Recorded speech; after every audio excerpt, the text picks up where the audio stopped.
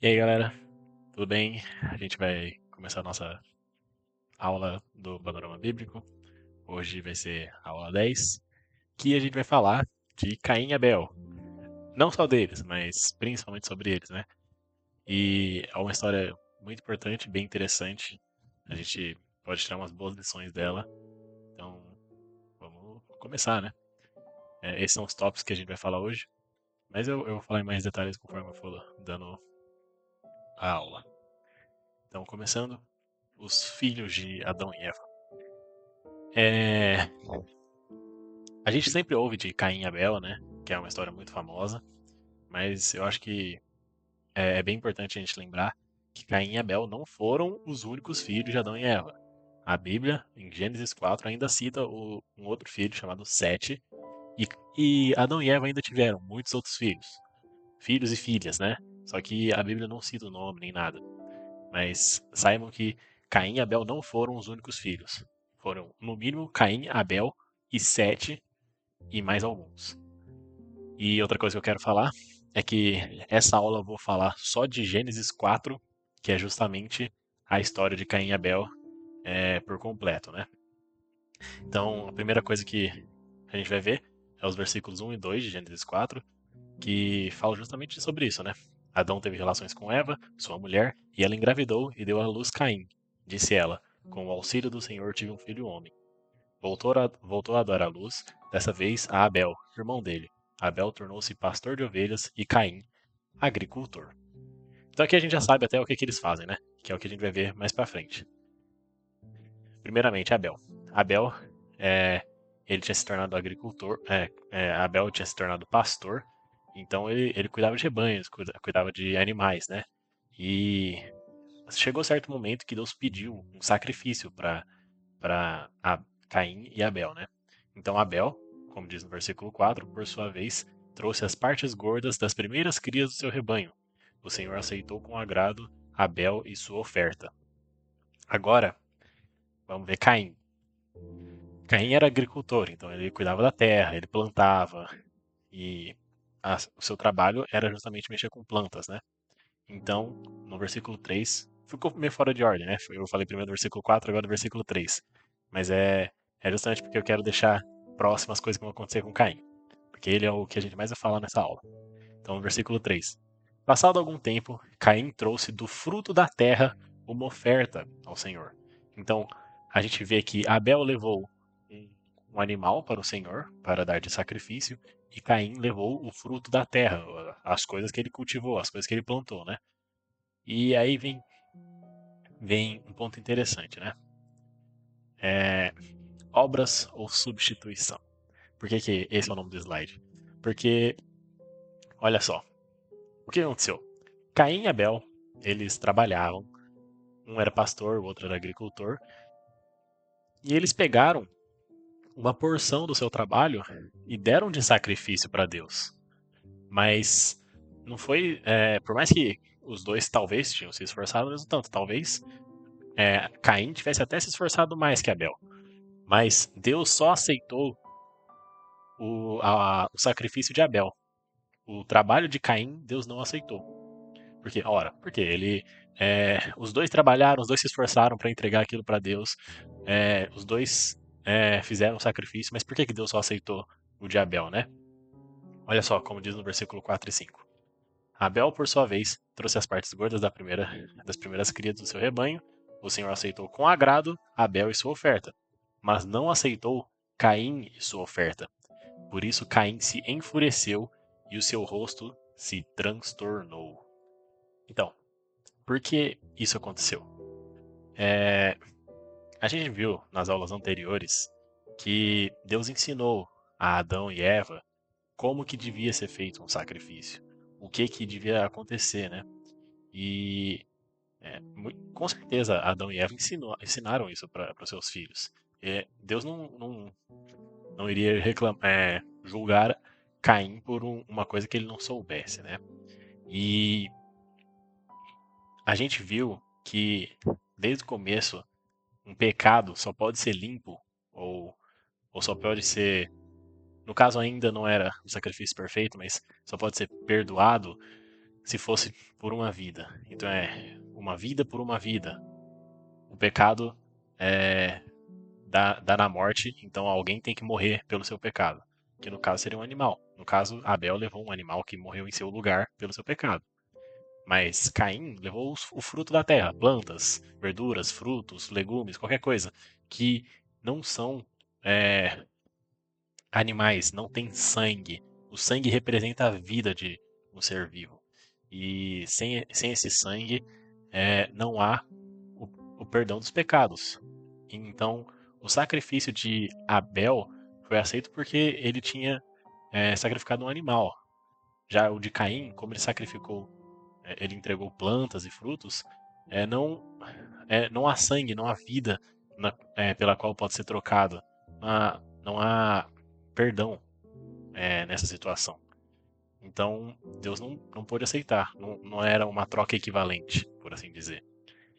E Caim, então, ele ficou muito bravo. Diz no versículo 5 aqui. Por isso, Caim se enfureceu e o seu rosto se transtornou. E logo depois disso, Deus foi conversar com Caim.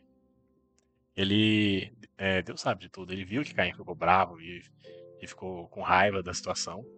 Então, Deus foi falar com Caim. Deus foi tentar consolá-lo, conversar com ele e tentar mantê-lo no caminho certo, né?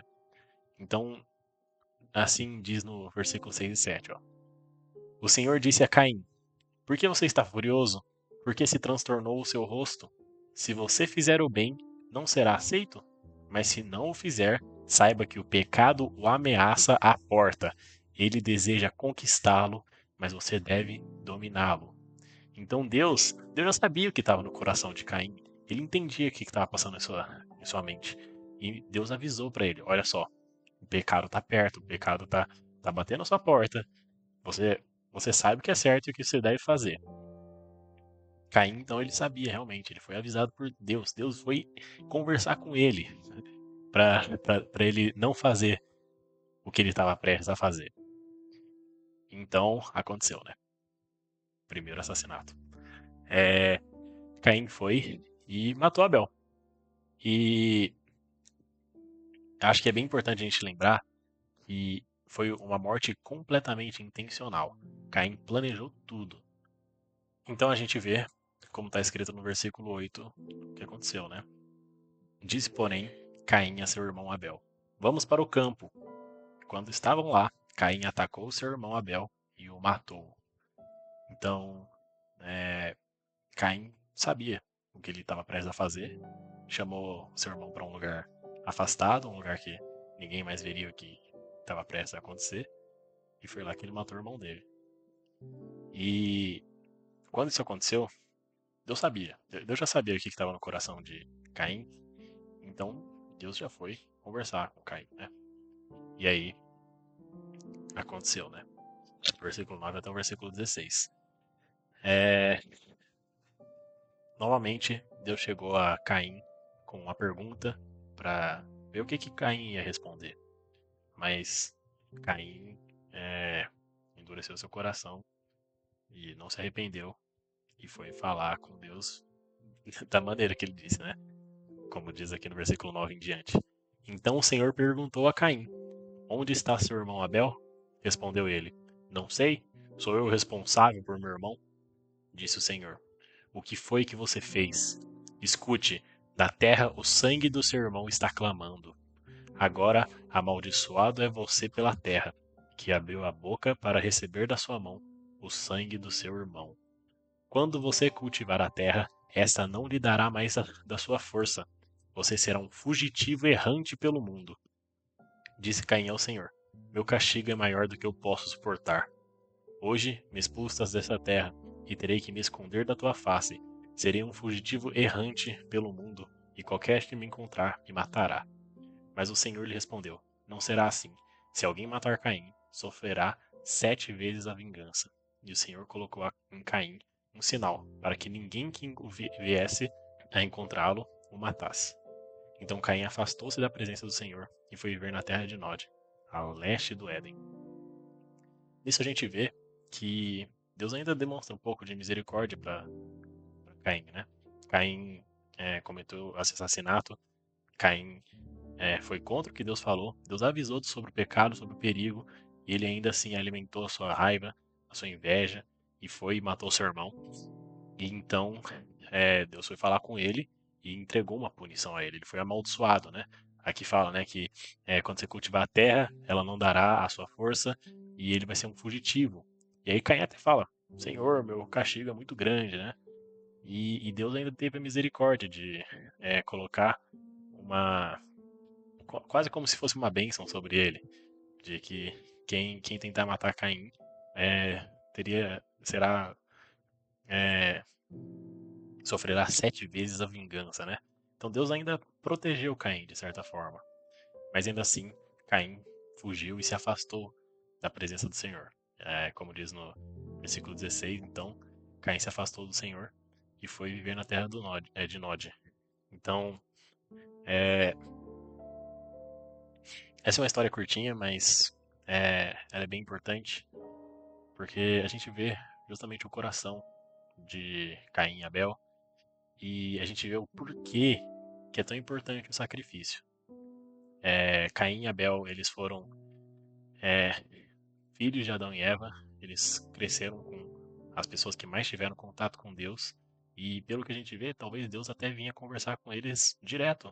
Ele veio conversar com Abel, quer dizer, ele veio conversar com Caim, e ele foi conversar 2 vezes ainda, né? E não é como se Caim tivesse ficado aterrorizado com Deus vindo falar com ele. Talvez fosse algo comum, a gente não sabe, né? Mas eles deviam conhecer a Deus muito bem. E mesmo assim, Caim foi lá e foi contra a palavra de Deus. Ele também não seguiu os princípios de Deus sobre sacrifício, que é uma coisa que a gente vê muito importante na Bíblia, que a única coisa que paga um pecado é a morte.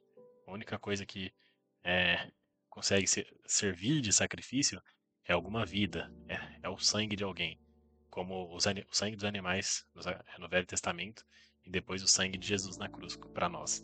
Espero que tenha ficado uma lição bem importante sobre um princípio muito importante da Bíblia, que é do sacrifício e a substituição.